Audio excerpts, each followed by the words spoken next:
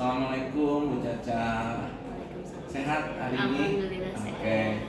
Alhamdulillah tadi kita sudah melakukan supervisi akademik ya Bu ya. Terus saya juga sempat lihat juga proses pembelajaran yang Ibu lakukan. Nah, sekarang kita akan coba lakukan percakapan pasca observasi kelas. Nah, kita coba coaching untuk refleksi dulu ya Bu Caca ya. Jadi saya ingin tahu dari gambaran Bu Caca tentang refleksi yang tadi Bu Caca lakukan pada saat pembelajaran.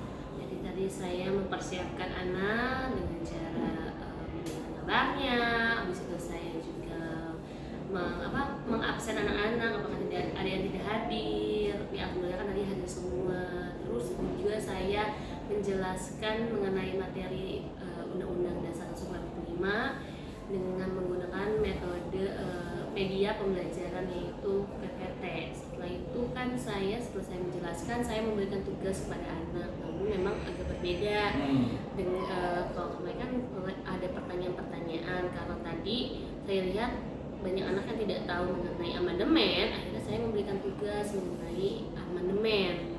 Nah setelah itu tadinya kan saya mau coba untuk anak ini mempresentasikan hasil dari temuannya ya mengenai amandemen, tetapi karena waktunya telah habis atau kata pelajaran saya habis, jadi tadi saya memberikan tugas ke anak-anak untuk dilanjutkan di rumah dan akan dikoreksinya nanti ketika minggu depan seperti itu. Oke. Saya coba sedikit komentari juga ya Bu Caca dari hasil pengamatan yang saya lakukan.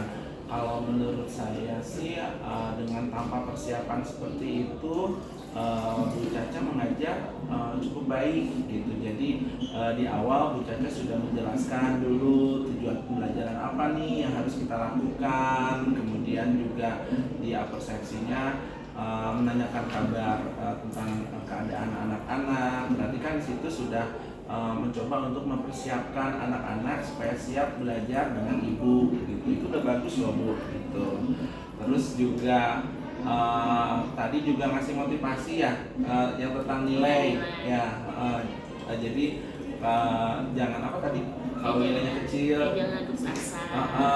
Nah itu kan salah satu pendidikan emosionalnya bagus tuh nanti untuk anak-anak, akhirnya anak-anak termotivasi untuk terus belajar gitu. Terus sebetulnya tadi ada pemantiknya juga kan. Tadi Bu Caca juga untuk mengawali sebuah pembelajaran kan anak-anak diajarkan untuk berpikir dulu gitu. Nah berarti kan tadi udah pakai pertanyaan pemantik gitu. Nah saya pikir semuanya bagus tuh. Nah kira-kira dari apa yang sudah kita lakukan ini, kira-kira Bu Caca akan memperbaiki di bidang hal apa saja untuk tingkat lanjutnya, kira-kira mau ngapain lagi nih? Yang perlu diperbaiki mungkin selanjutnya itu saya lebih mengeksplor media pembelajaran, misalnya pakai jigsaw atau snowball, karena memang jarang dilakukan di pelajaran PPKN ini seperti itu. Karena kan PPKN ini kebanyakan analisis mungkin membuat anak-anak itu menjadi boring kadang-kadang mereka ngantuk nih. Kalau misalnya saya tuh tidak memakai berita-berita yang ter-up-to-date. Mereka kadang-kadang kalau misalnya tok ke buku, mereka kadang-kadang ngantukannya kadang kayak tadi banyak hal-hal yang kayak up-to-date seperti itu. Oke. Nah dari tindak lanjut seperti itu, kira-kira Bu Caca perlu kolaborasi nggak dengan teman atau dengan siapa gitu? Perlu sih Pak. Contohnya kayak kan di pelajaran PKN kelas 10 ini ada nanti beberapa bab itu pelajaran yang perlu kolaborasi, contohnya dengan kan kita kan sekarang lagi tentang hak asasi manusia.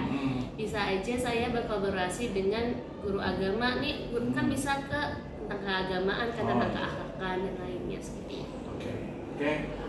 Bagus Bu Caca, terima kasih sudah berkenan untuk melakukan supervisi akademik dengan saya. Semoga apa yang kita lakukan bisa bermanfaat, terutama juga untuk sekolah kita dan untuk anak-anak kita.